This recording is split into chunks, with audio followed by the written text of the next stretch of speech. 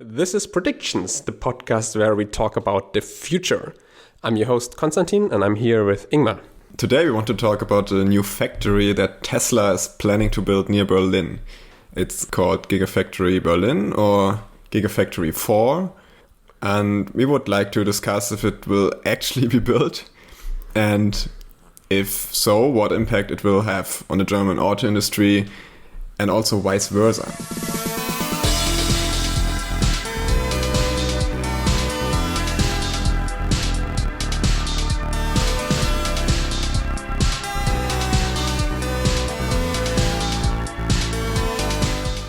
Tesla is building a pretty large factory near Berlin. I think many people are very excited about it. Some people are also against it. And I'm actually a little bit worried because I'm very much emotionally invested into this. And if it doesn't happen, I will be very sad. I think it will happen, but I think there's also a really real risk that it won't happen. Because according to German law, if you want to cut trees in a forest, you have to do it until the end of February.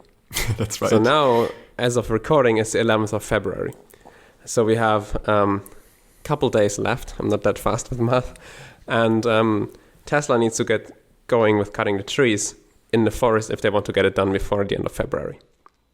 If they don't manage to do it, then they can apply for an additional extension of that timeline for 2 weeks. So effectively, they have time until the middle of March. But if they don't get it done until middle of March, it's over. So there's no way they're cutting the trees. There's no way any building is getting up. And the way Tesla works, I think at that point they will probably look for another location for Gigafactory 4. And it may be that this means the project is cancelled. Yeah. It may also mean they just wait half a year until the autumn when they can cut trees again. But I think there is a very real risk. And so what needs to happen for Tesla to be allowed to cut down these trees, I think they need to get permission from the environmental agency here in Brandenburg, in Berlin area, to actually cut down these trees. This is not yet a building permission for the building itself. It's a preliminary permission that they're applying for in order to cut these trees. And that's the German bureaucracy that needs to happen here before they can get going. So as of recording this podcast, there are actually harvesters, like machines that cut trees, standing in line in front of this forest, waiting to go in. So it seems like Tesla is actually optimistic that they can get started quite soon. But as of today, they haven't gotten the green light. And with bureaucracy, you never really know how close you are. You know, you're always one guy away from saying, actually, we just need this paper too. And then it takes another 4 weeks. And then it's over. So that's, I think, is a very real risk for the factory. Yeah. Maybe to give some background explanation to this. So the forest is full of precious wildlife like bats and ants, and all of this has to be relocated before the breeding season begins. This is the reason why they have to do it before the mid of March, I think. Yeah, and it's, middle of March. Yeah, it's quite a German problem, but it's real. And right now they are still waiting for the approval of the Umweltbundesamt, I think. Yeah. So the federal agency for environmental affairs. I don't know. And I think that's a good translation. yeah, probably. And yeah, so it's becoming a little bit exciting. And they have like an entire army of harvesters already in place. And I heard that they can cut down 10 hectares of trees in a single day. So that's how much is a hectare? Is that like a hectare is a tenth of? No, it's 100 times 100, right? Yeah. So if you look at a square kilometer that they maybe want to cut, it's 100th of a square kilometer. I want to make a little defense for the German legislation. I don't think it's just about the bats in the forest. I think it's a general law that you don't cut trees in summer because you also have birds nesting there and other animals. So I think that's a thing that just exists. And if you're a German company, you know about that and you plan in advance and it works. Also, I think the good thing about the bureaucracy is that, especially in the German bureaucracy, it's really about getting the papers. So if you have all the paperwork, if you have fulfilled all the all the burdens, you have checked all the check boxes, you have tied all the ends together and gotten all the signatures, you can be confident that actually your thing will be approved, right? So I know that right now they're kind of dancing the line in the politics also, because of course for the region, having a Tesla factory is the biggest allocation of jobs, it's the biggest allocation of industry since the unification of Germany. So it's a huge thing. There's a lot of political pressure to get this thing done. At the same time, if politics actually exerts pressure on the bureaucrats, then this will be used later as a way to attack the approval of the project, right? Because then you don't have the legal security that this was actually a legal process. So Germany, I think especially in this domain, has a very good rule of law. You just need to get your paperwork and then you can get what you need to get done.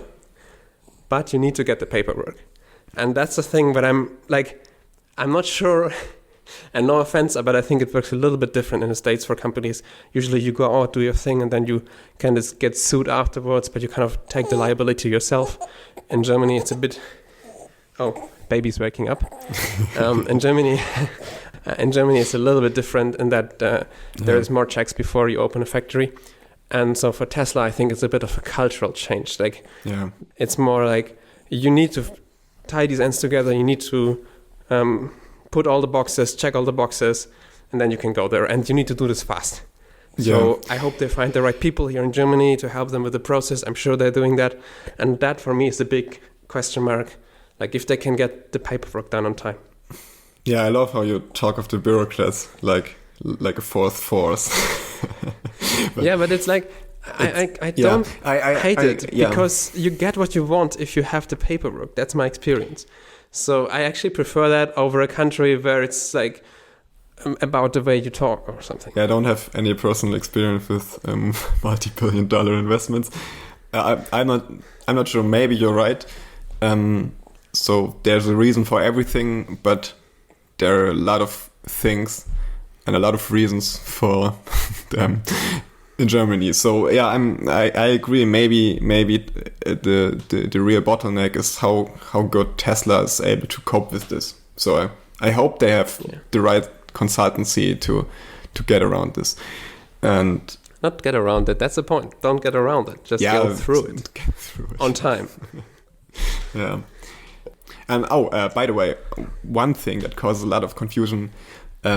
This forest, so this has actually been a designated industrial zone for years, and so it sounds kind of harsh to cut down a forest, but this is more a little bit like a tree farm, and those trees are like 20-year-old pines, and of course still it's kind of a forest, but it's an ecologically not so valuable forest, right? So it's not like there has been a natural reserve and then Tesla just negotiated with somebody and bought the area and now is cutting down trees.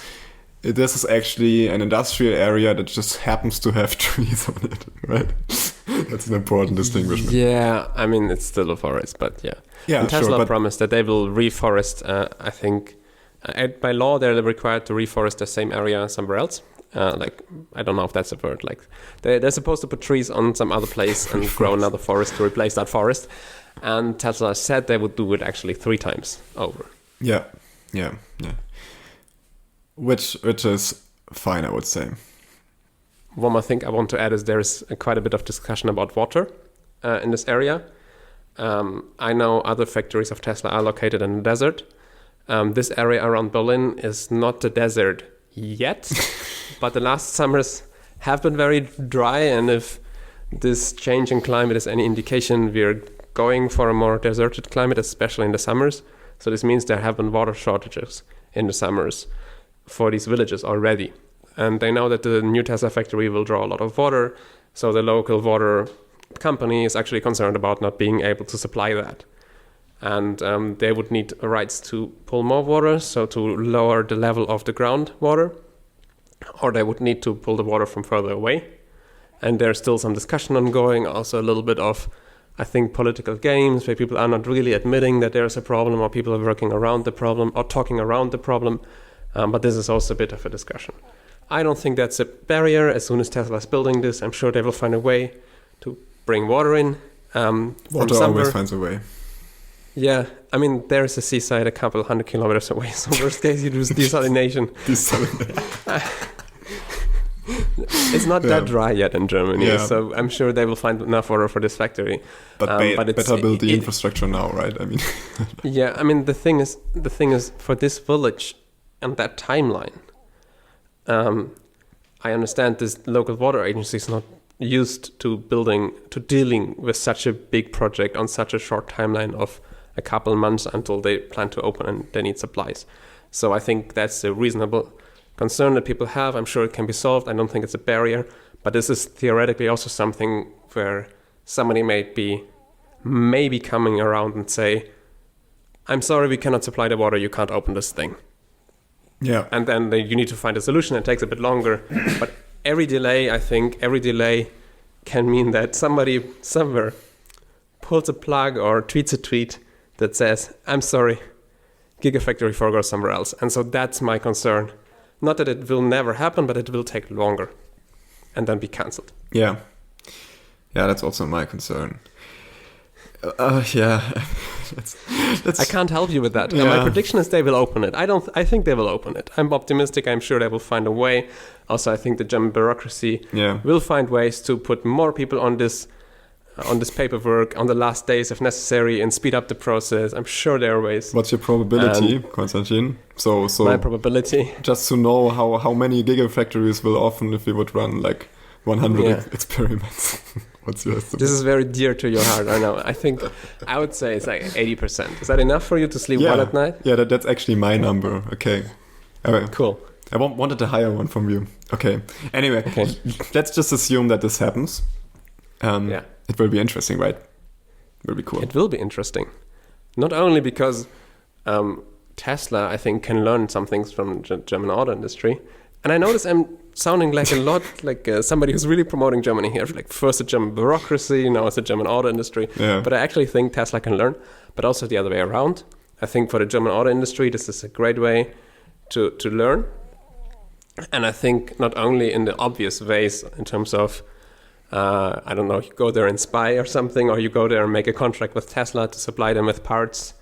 Germany has a very strong industry of automotive suppliers, right? So there are more people, I think, employed in automotive suppliers in Germany than actually directly at the automotive companies. I have no facts for that. That's just me guessing.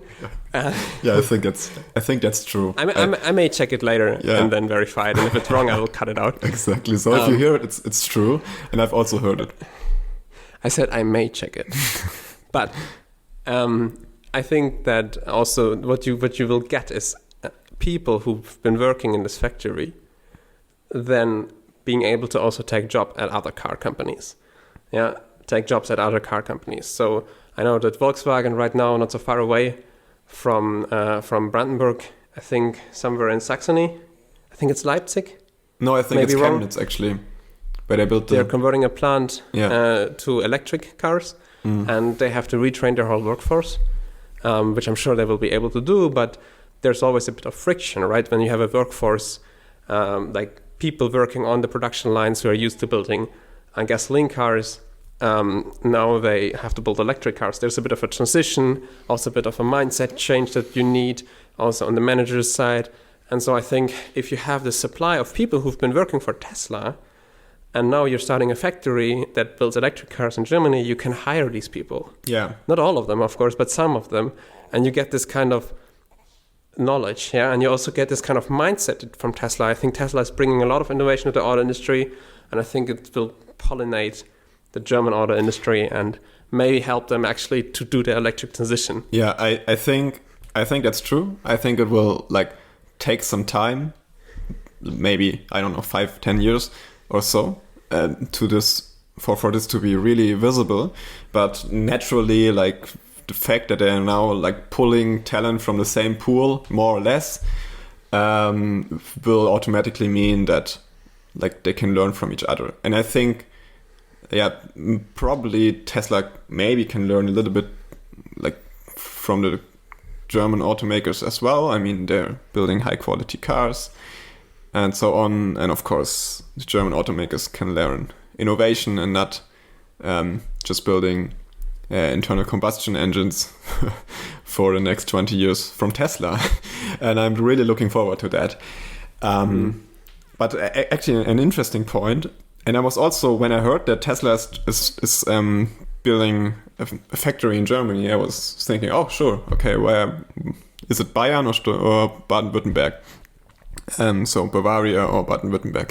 And so thank you for the translation of Baden-Württemberg. Yeah. Very helpful. Exactly. To translate, it's like swimming. Okay, that joke is going nowhere. Yeah, just stop it, Konstantin. Well, anyway, so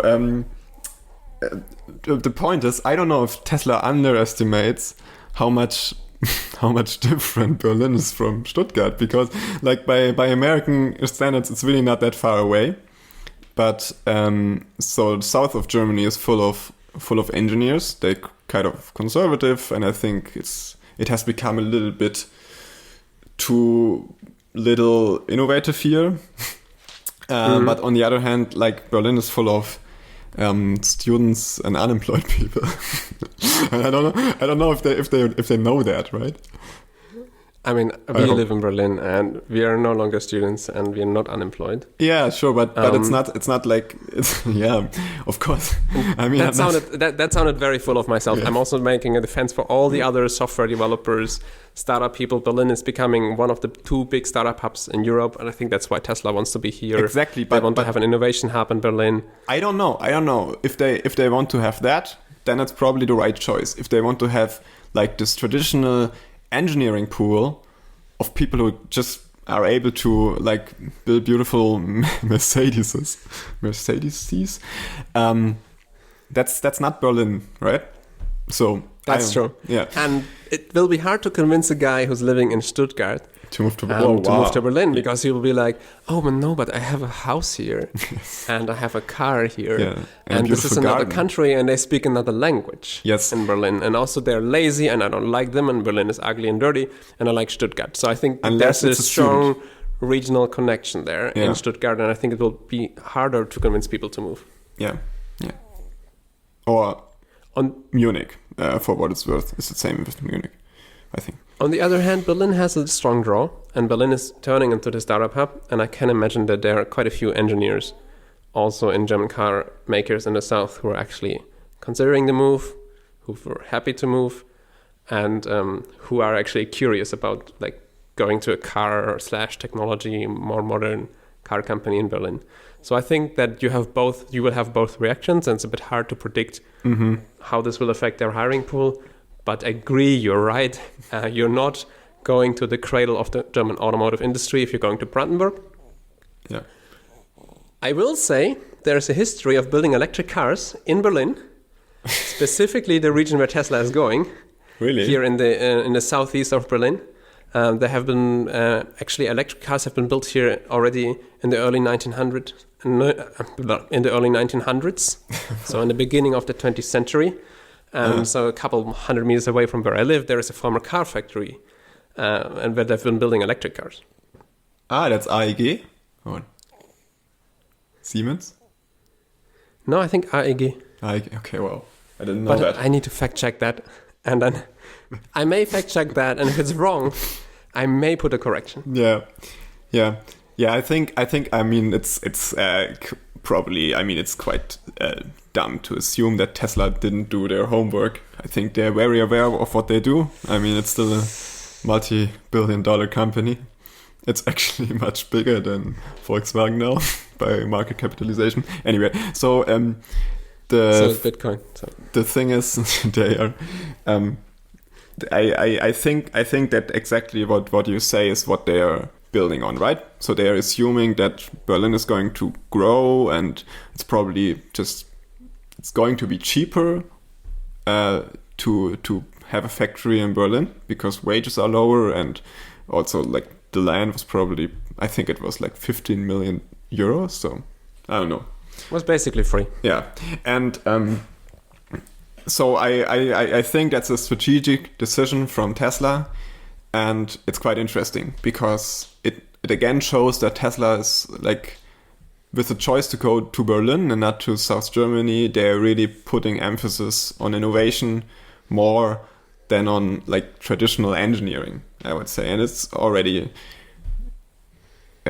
quite interesting. I agree. Mm-hmm. They're trying to think from first principles. I think they were like, okay, we want to go to Germany, but the traditional place for a car company to go is the south, right? But they were like, okay, but we want to also have maybe the innovation from Berlin. We want to have the software developers from Berlin. No, maybe not. You can dream. And maybe they're also looking at the connection to Poland. Yeah. And Poland generally has lower wages than Berlin. And the distance to the Polish border is on a range where you can imagine that people may commute. Tesla to Autopilot? The Gigafactory. Definitely, yes. Oh, there is also a train going. Yes. And I know that they're actually looking for Polish-speaking managers in their job ads. Oh. Which was actually a contentious issue mentioned in the regional press recently. So it seems that they have the intention also to bring in talent from Poland into the Gigafactory, and maybe this is another move also to have a bigger talent pool. Yeah. Be able to pay lower wages, to be frank, than if they were going to the south of Germany, where you can pull in people from Switzerland, but they're not going to work for cheaper. So yeah. Oh, I think that's actually an interesting. Nice. Yeah. Nice move. And I think it's nice when companies go into regions that are less economically developed and then create jobs there. And I think for Brandenburg, if we go to predictions, I think for Brandenburg, this will be a catalyst also for other industries going there. If Tesla paves the way, other companies may follow. For sure, there will be some suppliers going into the region. And especially if they can demonstrate that they can quickly build this factory, this may also be interesting for other companies to see that you can launch there quickly. Yes. And especially for this region, in Berlin, you don't traditionally have this kind of, in German you say like bacon belt, like this kind of expensive, nice areas more on the outside of the city, suburbs where people are commuting into the city. But living outside the city, most German cities have that. Berlin doesn't have it. Yeah. Because Berlin's population was actually much higher even before the First World War than it's now. And so there's a lot of space in the city, and people are actually staying in the city and living in the city. They don't live in the suburbs. So this region around Berlin hasn't been able to profit from the growth in Berlin, from the rent growth, from the wage growth in Berlin as much as you would expect. And I think having the first factory going into this belt is a good indicator that this is starting to change, and you will see more companies moving in this region around Berlin to draw from the talent pool in Berlin, to draw from the talent pool in Poland, to draw from the regional talent pool, and to use the fact that this is an area with a lot of space. Yeah, and it's really like it's like Berlin is really like a huge cluster surrounded by nothingness, and it has started in the recent years that, like, I mean, you can't really buy a home in Berlin, but you can buy a home in Brandenburg. So, like, I don't know, if you're a family father and you work in Berlin, you're like, today I think you're likely to, at some point, if you don't decide to stay like in apartments, to buy a home in Brandenburg, but there hasn't really been industry moving to the surroundings, right? And yeah, I agree. If they get this done, this will really change a lot for Brandenburg. And actually, one thing that came to my mind when you talked about history of Berlin, quite funny actually. So one other reason why the Gigafactory was like the starting of cutting trees was delayed a little bit is that they found lots of dud bombs in the area. Duck bombs? Dud bombs. Ah, duds. Okay, sorry. So they found a lot of dud bombs in the area, and they had to defuse them first. And it's also a pretty specific Berlin problem, I think. Like every time you build something in Germany, you basically find an old bomb that hasn't exploded from World War II. And yeah, they also did. I think they found around 10 or so, and this has also delayed the building process. Yeah, they had to close the highway for a couple hours, twice actually, because they needed to do controlled explosions in this forest where they have to explode these bombs because they're actually not safe to transport, right? So if you have a almost 80-year-old device that has been dropped from a couple 100 meters or kilometers of height, and that is explosive, you probably don't want to move that thing much. Yeah. So they usually explode these bombs right in place. And so then you have highway closures, and that's a standard thing in Germany. So once a year, a couple times a year, if you live in a bigger city, you hear the story that, okay, yes, there was a construction zone, they found a bomb, and the people around it needed to leave their houses. They explode these bombs. Usually nothing happens. People come back to their houses. Everything's fine. Yeah. And so the same happened there in Brandenburg. I'm a bit surprised they found this many bombs in this specific forest. I hope this is because it was so close to Berlin. I hope that not all forests are that closely filled with bombs, especially in Brandenburg, because otherwise I will be more worried when I go for walks in future.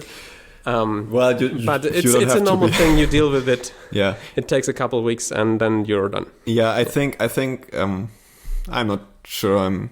I think I've heard that it has to do with like it's actually American bombs, and they were like coming back from Berlin, and they can't like still today you can't land with a lot of ammunition right on your plane. It's just too dangerous, so they had to litter it somewhere, and they just threw it on the forest. I think that's the reason. I'm not sure. Imagine you're coming from the south of England or something. You're flying all the way to Berlin, and then you don't drop the bomb on Berlin. Yeah, you just drop it in you the literally forest. drop the ball instead of the bomb. You miss the city, and then you're like, damn. Yeah. Now I failed, and you drop it in the forest after. Yeah. Yeah, I feel sorry for them. I mean, yeah. So that's just another. That's also an historical thing you have to deal with in Germany, and yeah. I don't know if Tesla expected it, but I mean, if you have like 10 hectares of land, this is what happens. I don't know how much planning was there before. I mean, they announced this factory a couple months ago, but I assume that there was a lengthy process before where different regions were bidding on that, and there was a team by Tesla evaluating that, and I'm sure this bomb thing came up. On the other hand, you would expect that they also talk about the need to fell the trees before the middle of March, and then it's a bit surprising that there's so much in time, running into time issues right now. But maybe that's Tesla for you. I mean, there was actually a lot of competition, and we're only talking about Germany here, but of course, this is the Tesla factory for Europe, right? And they also considered it building in some other places, I think also in Saarland, actually. Which is the place where we are from. Yes, and it's in a very, very southwest of Germany, and it's pretty small. And like the only reason to be there is that it's close to Luxembourg and to Belgium and to France, basically. I don't know. I mean, we lost another bunch of Saarland subscribers, Ingmar. Yeah, I'm sorry. Yeah, but I mean, I am from there, and it's part of the culture to bash it, right? So I think people can understand that. And but I mean, there's a little bit of car industry, and Ford is there. Anyway, so I think they also considered moving to England, but they didn't because of Brexit. And I'm sure other countries as well. So I think there was a story about some nuclear power plant in Belgium or like in France where they were planning to repurpose this power plant as a factory, which back then to me already seemed quite insane because a nuclear power plant is a huge liability, right? And the last thing you want when you're building a new factory is dealing with a building that has issues. I think that's even worse than bats and dot bombs. Yeah, I mean that.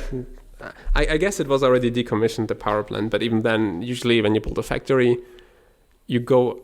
Especially when you build a car factory, you either go into a building that was used as a car factory before, so it has the right layout, or you build a new building.